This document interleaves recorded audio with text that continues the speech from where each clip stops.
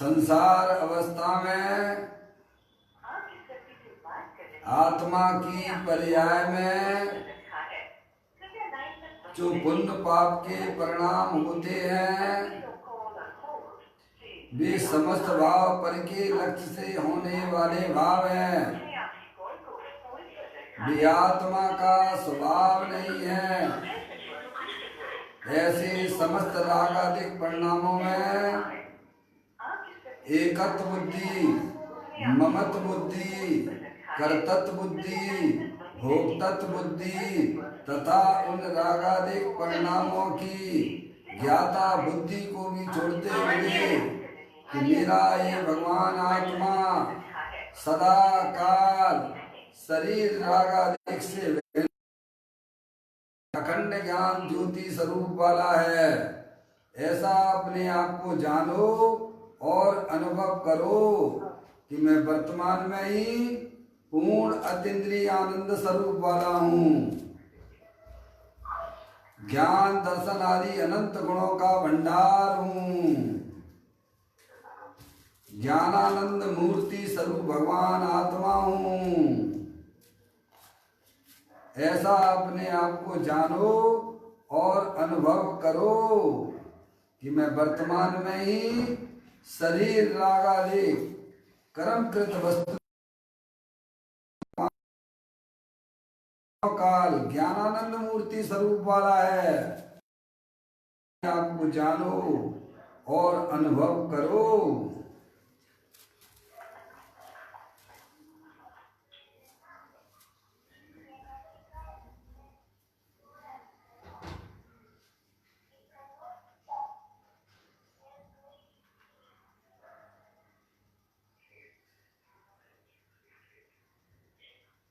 इसी प्रकार से संसार अवस्था में आत्मा की पर्याय में जो पर के लक्ष्य से होने वाला ज्ञान है वह भी परलक्षी ज्ञान की पर्याय भी वह मेरे आत्मा का स्वभाव नहीं है।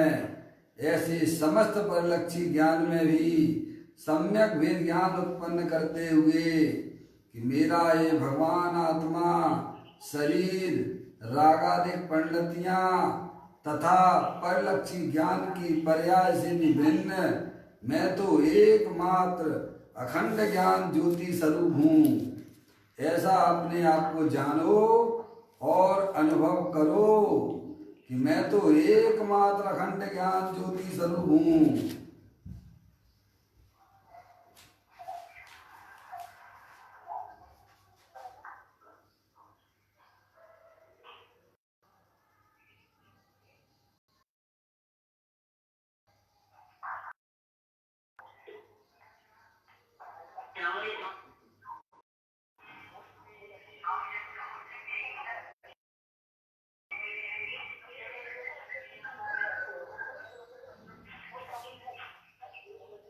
मेरे भगवान आत्मा में शरीर रागादिक पंडितियां तथा परलक्षी ज्ञान की पर्याय प्रवेश नहीं करती है, क्योंकि मेरा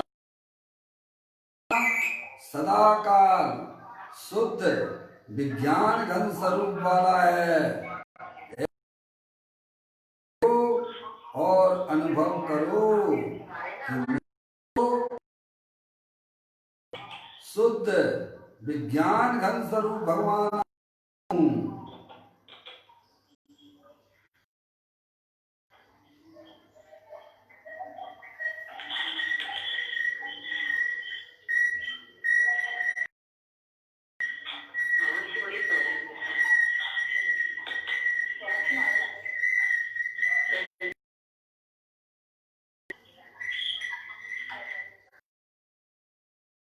द्रव्य कर्म कर्म नो कर्म शुद्धात्म स्वरूप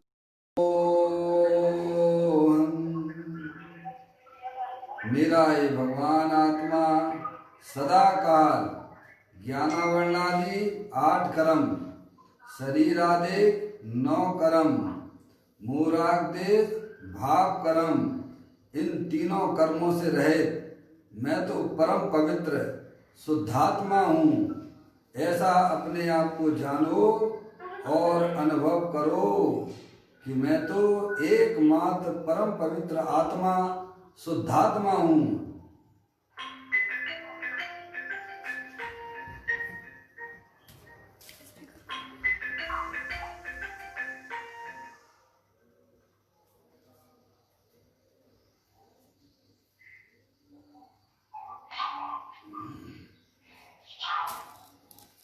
ओम नमः सिद्धेव्या। ओम नमः सिद्धेव्या। ओम नमः सिद्धेव्या। चिंतामणि सम स्वयं का चैतन्य तत्वमान है। निज का करूं मैं चिंतवन, निज का करूं श्रद्धान में। शुद्धात्मा ही देव जो गुण अनंत निधान है। मैं स्वानुभव में देखी आत्मा स्वयं भगवान है। मैं देखी आत्मा स्वयं भगवान है।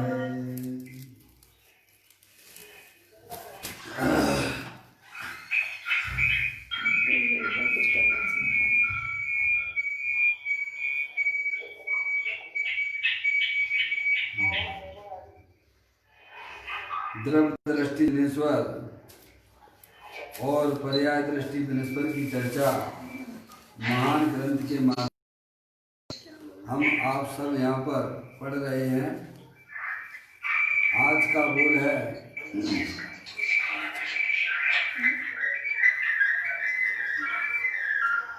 आज का बोल है 546 546। ये हो चुका है, अपन पढ़ेंगे 547, पेज नंबर 129 पर आया है भैया।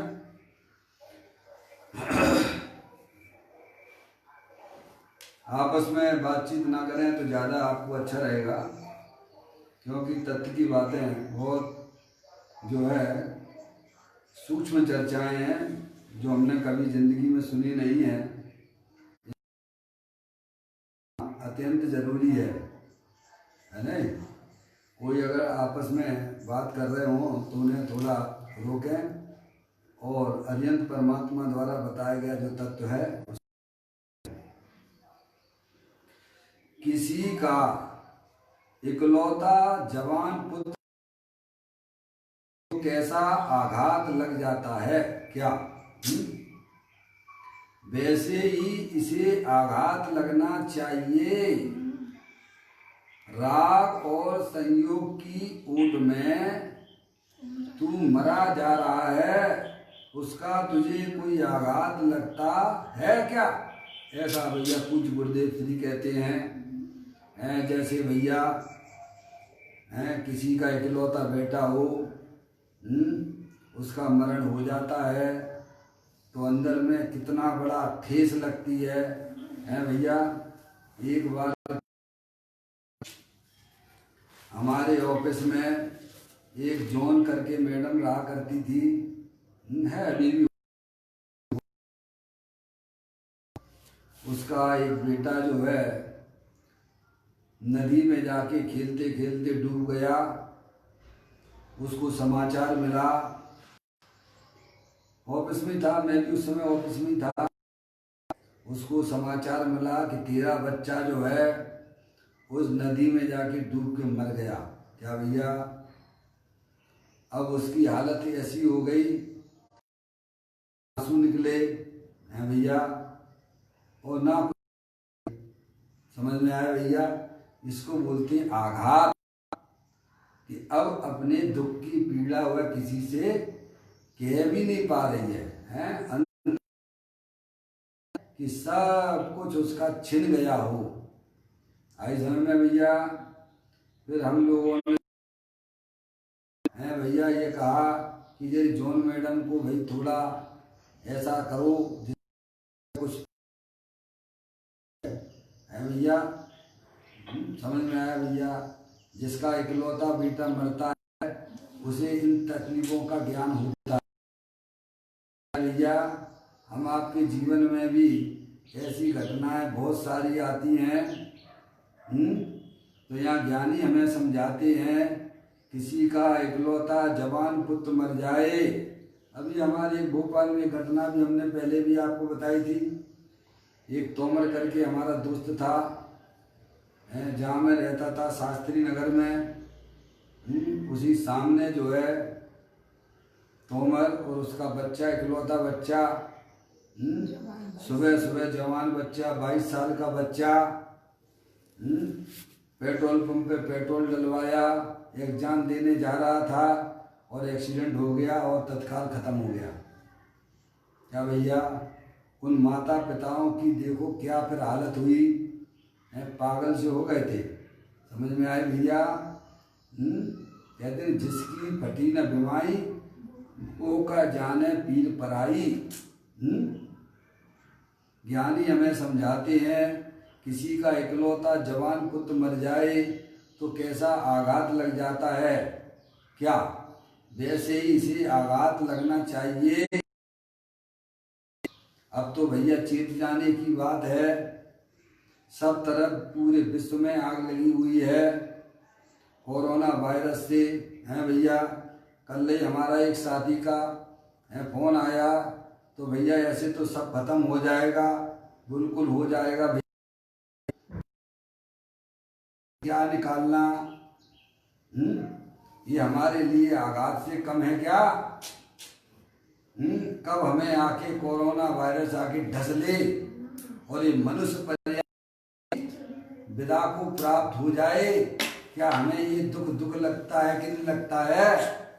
श्रीमद राजचंद्र जी तो कहते हैं अरे देखो संसार का मैं क्या करूं, सर पे मृत्यु मंडरा रही है, वो निरंतर भोग विषयों में निरंतर मग्न हो रहा है जी। समझ में आया।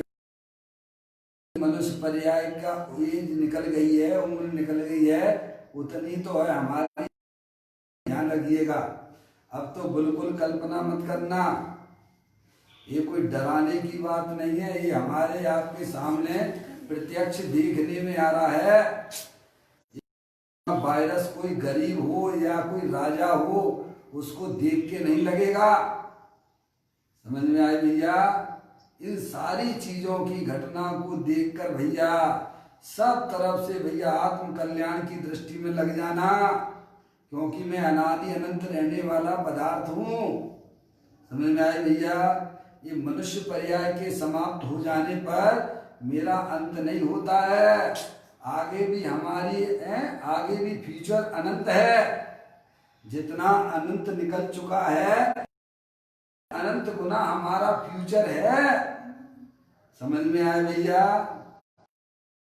इसीलिए भैया सावधान हो जाओ। ज्ञानी बारंबार कहते हैं अब सावधान हो जाओ भाई। क्या, अब अपने उपयोग में से समस्त पद्रव्यों का डिस्कनेक्ट कर दो। क्या कर दो भैया। कौन आने वाला है बताओ भैया। आप किसी के घर जा सकते नहीं हो, आप जिसके घर भी जाओगे उसे लगेगा एक काला सांप कहां से नहीं आई। समझ में भैया। मैं आपके उन मित्रों की बात कर रहा हूं, उन प्रिय परिवार वालों की बात कर रहा हूं जिनके पीछे तुम मरे जाते थे और वे भी तुम्हारे बिना चैन नहीं लेते थे। उनके यहाँ जाओगे तो आपको काला नाग जैसा देखेंगे। विश्वास नहीं हो तो जाकर देख लेना। समझ में आया भैया। अभी भी परिणाम हमारे देखो भैया किधर लगे हुए हैं। एक समय भी परिणामों में कोई बदलाव नहीं है। बस 24 घंटा खाओ खाओ खाओ, उन इष्ट मित्रों से बातें करते रहो भाई। अरे कौन तुम्हारा इष्ट है भाई? तुम्हारा शुद्धात्मा ही तुम्हारे साथ रहता है। उसका परिचय करो। ज्ञानियों को तो ये आघात जैसा लगता है भैया। ये कोरोना वायरस आया है तो जल्दी से अपनी आत्मा के साथ में अपना आत्म कल्याण कर लो। समझ में आया भैया? ऐसी भावना ज्ञानी जीव के अंदर में निरंतर बनी रहती है, पर से विमुख रहता है और अपने गायक प्रभु परमात्मा में लीन रहने का पुरुषार्थ जागृत रहता है। हमें भी ऐसी परिणति बनाना चाहिए। मुनराजों के ऊपर उपसर्ग आता है, आपने भी चित्रों के द्वारा देखा होगा, सुना होगा। दो सियाली उनके पैर खा रही थी, किनके? सुकुमार मुनराज के। तो भैया बोलो क्या हुआ? उन्हें तो मालूम पड़ गया था ना पहले से ही कि अब आपको मालूम है कि आपकी 3 दिन की आयु है। क्यों मालूम है? किसको मालूम? बोलो 3 दिन जिंदा रहेगा है भैया। सोचिए आप, ऐसा अंदर में परिणामों में ऐसा बदलाव आना चाहिए। जो चली गई है उसको याद करने से अब कोई मतलब नहीं है, अभी सुधर जाने का मौका है। जो संस्कार आप अपनी आत्मा में लेके जाओगे उन्हीं संस्कारों के साथ में हमारे आत्मा को रहना पड़ेगा। समझ में आया? ये सब यहाँ पर स्वयं कृत किया हुआ है। समझ में आया? हम जो पूर्व में संस्कार ले थे वो आज हम यहाँ पर भोग रहे हैं। आप टिफिन लेके जाते हो ना घर से भैया, तो वहां बाहर जाके टिफिन खोलोगे तो वही भोजन तो मिलेगा तुम्हें जो थे। क्यों भैया, इसमें कोई दिक्कत है आपको?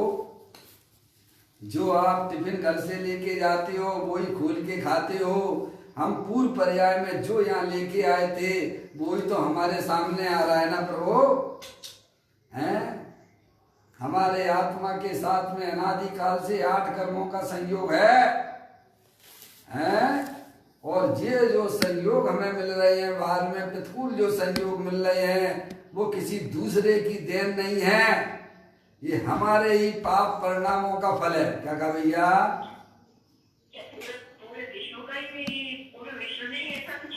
जी हाँ। अरे भाई, विश्व में जीव कितने हैं पहले तो ये बताओ। हाँ, अरे ज्ञान चक्षु खोलना पड़ेगा प्रभु। ये आपके दोष है जो है ना, कंट्रियां गिनाई गई हैं, इतना ही विश्व मत मान लेना है भैया। अधोलोक, मध्यलोक और ऊर्ध्वलोक, ये पूरा विश्व कहलाता है। क्या कहा भैया? अभी आपको क्या ज्ञान है? अभी कितना है? ये तो कुछ भी नहीं है उसके आगे। अभी ये मनुष्य ही दिख रहे, ये जीव नहीं है। अरे एक एक रजकण होता है ना भैया, जमीन कंद होता है ना। ज्ञानी हमें समझाते हैं तो जमीन कंद का एक छोटा सा टुकड़ा, राई जितना भी मान लीजिए, उसमें असंख्यात जीव रहते हैं। कितने? असंख्यात औदारिक शरीर। क्या कहते हैं? और राई जितने छोटे से टुकड़े में असंख्यात औदारिक शरीर रहते हैं। शरीर में जितने सिद्ध परमात्मा अनंत हो गए हैं, उससे अनंत गुने एक शरीर में जीव है। कितने बहन जी? सोचिए, क्या एक राई के दाने में है जो जमीन कंद है भैया, आपके मूली हो, गाजर हो, है भैया, जमीन के अंदर होने वाली जो सब्जियां हैं, उनके छोटे से राई के टुकड़े में ज्ञानी हमें समझाते हैं, परमात्मा हमको बताते हैं। क्या भैया? उस राई जितने छोटे से टुकड़े में असंख्यात औदारिक शरीर हैं। ये अपना शरीर कौन सा है भैया? बाहर दिखता है औदारिक शरीर, ऐसे सूक्ष्म औदारिक शरीर अभी यहाँ भी आपके कमरे में विचरण कर रहे हैं। समझ में आया? पर हमें आंखों से दिखते नहीं हैं। इसके लिए तो ज्ञान चक्षु की जरूरत। समझ में आ भैया? तो वे कहते हैं उस एक राई जितने छोटे से टुकड़े में, जमीन कंदके में असंख्यात औदारिक शरीर रहते हैं, और एक एक औदारिक शरीर में है भैया जितने सिद्ध परमात्मा अनंत हो गए हैं, उससे अनंत गुने उस एक औदारिक शरीर में रहते हैं। और संख्यात औदारिक शरीर है भैया। और उस राई के टुकड़े में कितने जीव होंगे बहन जी? हैं? आ गया ख्याल में? जिन्हें अपने लोगों से खूब मिलने की भावना होती है, मैं कभी उनका साथ नहीं छोड़ूं, तो उसके लिए जगह है, व्यवस्था बनाई है भैया। जैसे पापियों के लिए व्यभिचारिणी करने वालों के लिए जेल है, चोरी करने वालों के लिए जेल, ऐसे ही लोग की व्यवस्था है। लोगों के साथ में ही विचरण करना चाहते हैं, उन्हें निगोद में रहना पड़ेगा। है समझ में आया? यहाँ किसी दूसरे की नहीं चलती है। इससे ज्ञान पहचान है भैया। ऐसा भैया रोग चल रहा है, कोरोना वायरस, तो हमें आपको यहाँ प्रतिकूलता मिली, देवगति के जीवों को नहीं है, ध्यान रखिएगा। क्या भैया? इससे पहले आपके पास में ऐसी विपदा थी क्या? अरे कुछ समय पहले की बात मान लेता हूँ, चलो नवंबर से मान लेते हैं, तब तो किसी ने इसका नाम भी नहीं सुना होगा कि कोरोना वायरस क्या होता है भैया। समझ में आया? अब ये उदय में आया, तो ये उदय में आया तो हमारे आत्मा के साथ में जो हमने पाप के परिणाम किए थे ना, तो हम अपना ही फल तो भोग रहे हैं, इसमें दूसरे का क्या दोष नहीं है, कोई देश है। हमारे मुनराजों के ऊपर इतने इतने उपसर्ग आते हैं। पार्श्वनाथ था 10-10 भक्त का इस समय कमठ ने उपसर्ग किया, तो उन्होंने किसको दोषी ठहराया? किसी को नहीं ठहराया है भैया।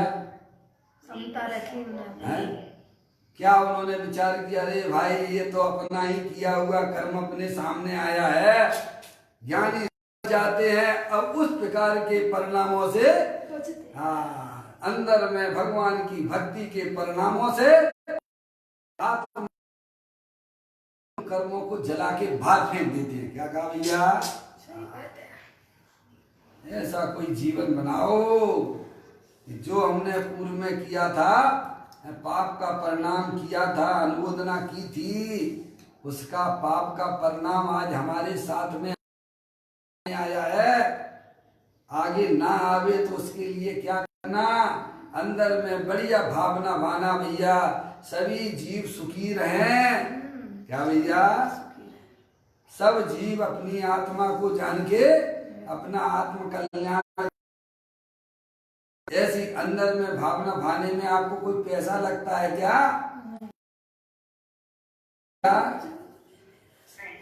है? सब जीव जगत के सुखी रहें, कोई भी जीव दुखी या, और जहां तक अपना कुछ बन सके संयोग करें, ऐसी हमारी। तो जो पाप रूप परिणाम जो हमारी आत्मा के साथ में बने, वे भी पाप बल के पुण्य रूप हो जाते हैं। क्या कहा भैया? अब हम ये तो उपाय करते नहीं है भैया, मात्र डरे डरे रहते हैं, डरे डरे रहते हैं, वायरस आ गया है। अरे भैया अंदर में निर्मल परिणाम करो, अच्छी भावना भाओ, तो जो परिणाम आपके आत्मा के साथ में कर्म पड़े हुए थे, वे भी निर्जरित होते जाते हैं भैया। वर्तमान भावों के निमित्त अच्छी भावना भाओ, सभी जीवों के लिए कल्याण की भावना छपाओ, अच्छी चीज का सेवन मत करो। आज जो हमें सामने देखना पड़ रहा है, ये अकल्याण हो